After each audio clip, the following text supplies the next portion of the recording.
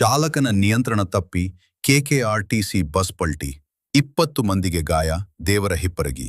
ಚಾಲಕನ ನಿಯಂತ್ರಣ ತಪ್ಪಿ ಬಸವನ ಬಾಗೇವಾಡಿ ಘಟಕದ ಬಸ್ ಪಲ್ಟಿಯಾದ ಘಟನೆ ಪಟ್ಟಣದ ಸಮೀಪ ಸಾತಿಹಾಳ ರಸ್ತೆಯ ಕ್ಯಾನಲ್ ಹತ್ತಿರದ ತಿರುವಿನಲ್ಲಿ ಸೋಮವಾರ ಸಂಜೆ 3:15 ನಡೆದಿದೆ. ಬಸವನ ಬಾಗೇವಾಡಿ ಘಟಕದ ಬಸ್ ಹೂವಿನ ಹಿಪ್ಪರಗಿದಿಂದ ಸಾತಿಹಾಳ ಮಾರ್ಗವಾಗಿ ದೇವರ ಹಿಪ್ಪರಗಿ ತೆರಳುತ್ತಿತ್ತು.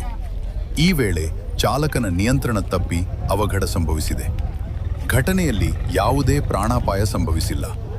ಬಸ್ಸಿನಲ್ಲಿದ್ದ ಸುಮಾರು 40 ಜನ ಪ್ರಯಾಣಿಕರಲ್ಲಿ 20 ಮಂದಿಗೆ ಗಾಯವಾಗಿದ್ದು, ಗಾಯಾಳುಗಳಿಗೆ ಸಿಂದಗಿ ಹಾಗೂ ಸ್ಥಳೀಯ ಸರ್ಕಾರಿ ಆಸ್ಪತ್ರೆಯಲ್ಲಿ ಚಿಕಿತ್ಸೆ ನೀಡಲಾಗಿದೆ.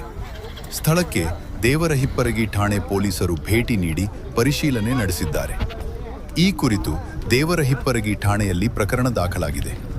ಪ್ರಯಾಣಿಕರನ್ನು ಆಸ್ಪತ್ರೆಗೆ ಸೇರಿಸಿ ಮಾನವೀಯತೆ ಮೆರೆದ ಶಾಸಕರ ಸಹೋದರ, ದೇವರ ಹಿಪ್ಪರಗಿ ಮತಕ್ಷೇತ್ರದ ಶಾಸಕರಾದ ರಾಜುಗೌಡ ಪಾಟೀಲ ಕುದುರಿಸಾಲವಾಡಗಿ ಅವರ ಸಹೋದರ ಸಚಿನಗೌಡ ಪಾಟೀಲ ಕುದುರಿಸಾಲವಾಡಗಿ ಅವರು ಮದುವೆಯ ಕಾರ್ಯಕ್ರಮ ಮುಗಿಸಿಕೊಂಡು ಗ್ರಾಮಕ್ಕೆ ತೆರಳುವ ಸಂದರ್ಭದಲ್ಲಿ ಪಟ್ಟಣದ ಸಮೀಪ ಬಸ್ ಪಲ್ಟಿಯಾಗಿ ಹಲವಾರು ಪ್ರಯಾಣಿಕರು ಪರದಾಡುವ ಸ್ಥಿತಿ ನಿರ್ಮಾಣವಾಗಿತ್ತು.